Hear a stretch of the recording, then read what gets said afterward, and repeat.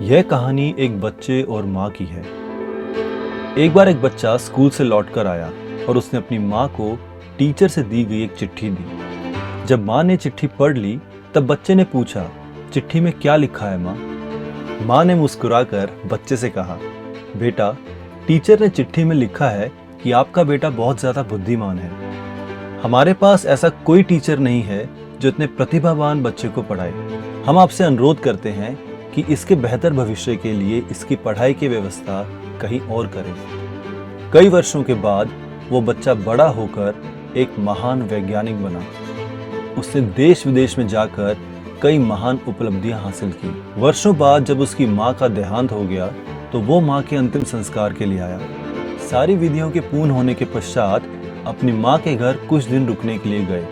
वहाँ एक पुराने दराज में उन्हें सालों पुरानी वही चिट्ठी मिली। जैसे ही उन्होंने उस चिट्ठी को पढ़ा, उनकी आंख से आंसू बहने लगे। चिट्ठी में लिखा था, मैडम, आपका बेटा एक नंबर का बुद्धू है।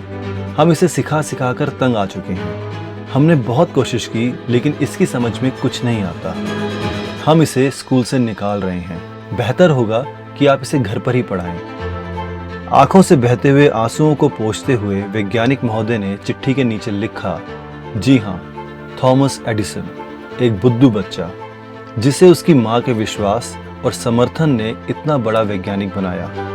आपको ये बात जानकर हैरानी होगी कि एडिसन शुरुआत में पढ़ाई में कमजोर थे। उनकी माँ जो स्कूल में पढ़ाती थी, उन्होंने एडिसन को घर में ही पढ़ाना, लिखाना और अंकगणित सिखाया।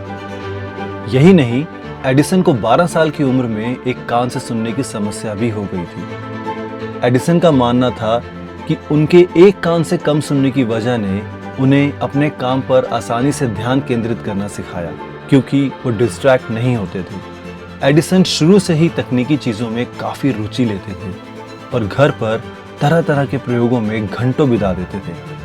अपने जीवन के 84 वर्ष में उन्होंने आश्चर्यजनक रूप से 1000 से भी ज़्यादा खोज की और दुनिया के महान साइंटिस्ट बने। Thomas Alva Edison.